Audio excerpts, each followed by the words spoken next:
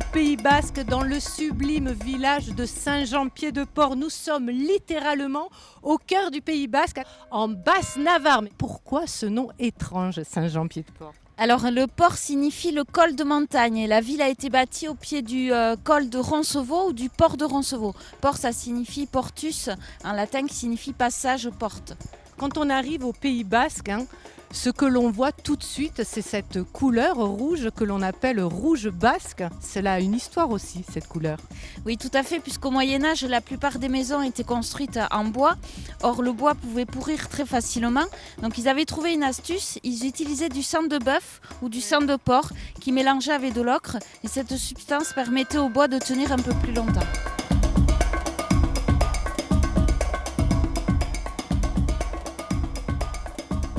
Et au milieu de ce beau village, un atelier, une boutique qui perpétue depuis plus de 30 ans un savoir-faire ancestral, la fabrication d'espadrilles. Ça fait partie du patrimoine, la fabrication d'espadrilles au Pays Basque. Exactement, ça fait partie du patrimoine. Donc nous, on fait un peu comme à l'ancien temps, on essaie de faire au maximum tout à la main. En général, ils viennent, ils choisissent les coloris qu'ils veulent. Le temps d'une balade, parce qu'on leur demande 1 heure de temps pour faire une espadrille entière. Ouais. Donc ils choisissent le tissu, ils choisissent le fil coton avec lequel ils veulent que ce soit cousu. Et là c'est ce qu'est en train de faire ma mère. En fait, c'est la dernière phase, c'est la couture de tout le contour. À la main, donc on fait vraiment tout à la main. Je vois Albertine, vous n'avez pas, quand ma grand-mère elle cousait, elle avait toujours un dé à coudre. Et vous... Ah, il est là votre dé à coudre. Ah, d'accord. Ah, ok. Ah, mais cousu sur un gant. Oui. Il fait à notre main. Elle, on n'a pas le même, toutes les deux. Ah, vous avez... Ah oui, vous... Mais c'est un véritable bijou, en fait. Ah, oui. Elle nous l'a fait pour... on est 3, donc on est 3 filles. Donc chacune des filles, on a notre gant qui est fait à notre main. D'ailleurs, regardez, moi j'ai ma paire d'espadrilles.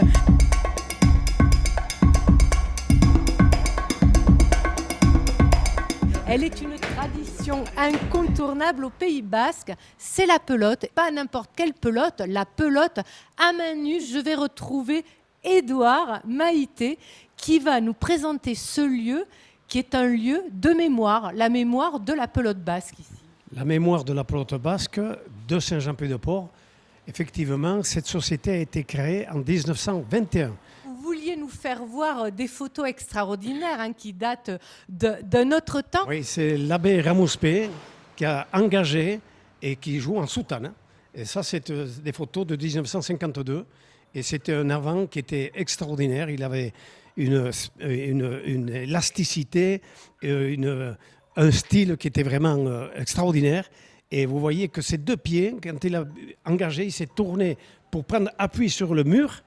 Et rien que cette photo, elle vaut de l'or. Il y a une autre photo, montrez-nous une photo quand vous étiez, vous, plus jeune. Je jouais pour la Société de Paris, puisque à ce moment-là, j'étais à Tourcoing. C'était en 1965, et nous avions été avec mon collègue joueur Lissard.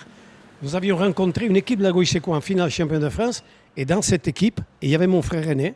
Ouais. Et bien ce jour-là, je n'ai pas respecté le droit d'aînesse, je l'ai battu. Ciao. On dit au revoir, Édouard. Au revoir, oui, merci. Au revoir, bon séjour. Merci beaucoup. Au lundi. Voilà. Vous êtes sûr de nous trouver les lundis?